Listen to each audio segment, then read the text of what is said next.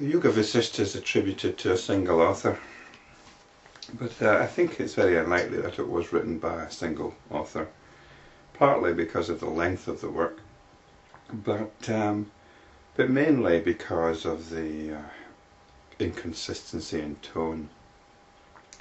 Sometimes we seem to be having the highest wisdom delivered to us from the source. At other times we seem to be just getting the words. These words are part of traditional Hindu metaphysics and philosophy, and the Yoga Vasistha in essence is not about metaphysics or philosophy, but sometimes it comes across that way. And then of course we've got Hindu cosmology being put across. There's a contradiction here between the Hindu cosmology, which is a belief system, it's a way of looking at things, and the underlying message of the Yoga Vasistha, that reality has got nothing to do with belief systems, that belief systems are simply notions. They've got no more substance than a dream, even less perhaps. So we've got these various strands. And the passage I'm about to read today, I was wondering whether I should even bother reading it, because I don't think it's got anything to offer, but that's just my opinion, so I'll just press on anyway. The enlightened Leela said, "Kindly proceed with your discourse on birth and death. Listening to it again will certainly deepen my wisdom." So this should be quite an interesting one. It's about birth and death. Sarasvati said, "When there is cessation of the flow of the life breath, the consciousness of the individual becomes utterly passive." It's quite possible that life breath here is referring to prana, which is like the Oriental chi. It's a subtle life force. "Please remember, O Leela, that consciousness is pure, eternal and infinite. It does not arise nor cease to be.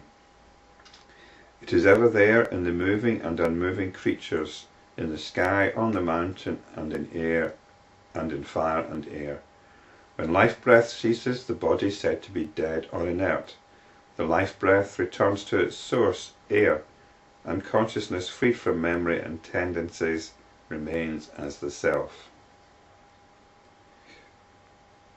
So actually maybe life breath just is simply the normal breathing here.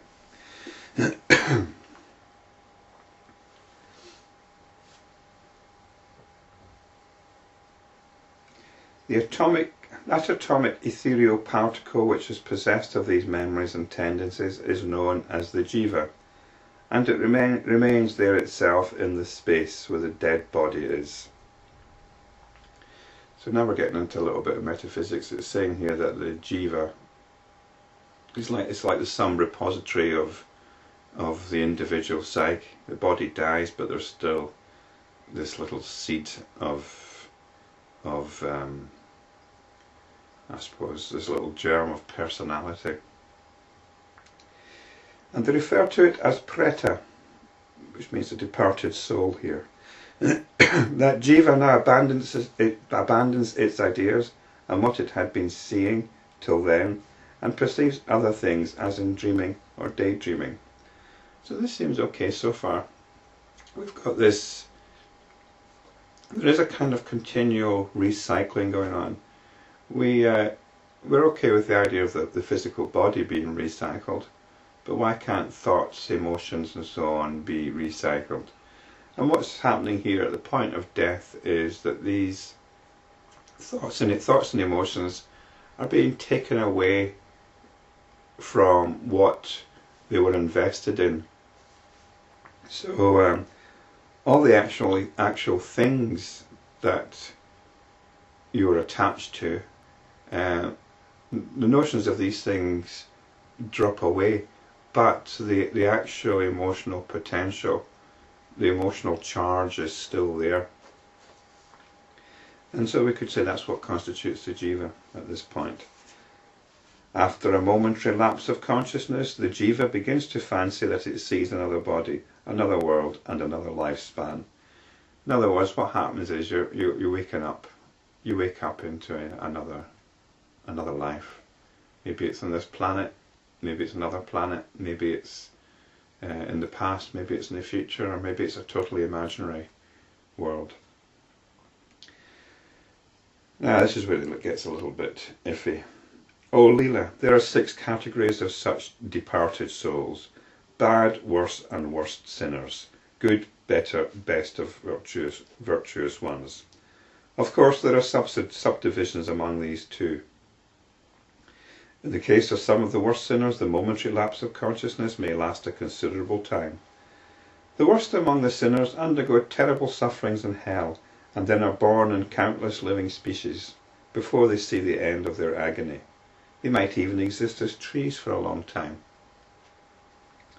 The middling among sinners also suffer lapse of consciousness for a considerable time, and then are born as worms and animals.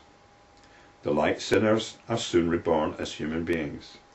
The best among the righteous ascend to heaven and enjoy life there. Later they are born in good and affluent families on earth. The middling among the righteous go to the region of the celestials and return to the earth as children of brahmanas, etc.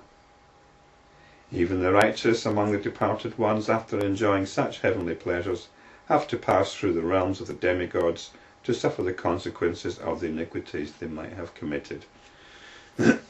So, a moral order has been imposed on all living things here, and it's essentially saying that people born in affluent families are essentially good. And if you're especially virtuous, you might be the son of a brahmin. Now, it's very difficult to see any merit in this teaching. It's appealing to a rather unsavoury aspect of human nature, that aspect which somehow feels smug, that it's better off than others. And even if there were some truth in this idea, it's difficult to see what benefit there is in propagating it. The chances are this kind of teaching actually enhances suffering rather than alleviates it. You know, as if we're all going to be scurrying after the possibility of being born a child of a brahmin or being born into an affluent family. Now, this is I don't feel I need to be an apologist for the Yoga Vasistha here. Sometimes when things don't make sense, I like to see if there is some kind of spiritual interpretation. But I think in this teaching, it is rather unsavoury, and it's really got nothing to do with the central message of the Yoga Vasistha.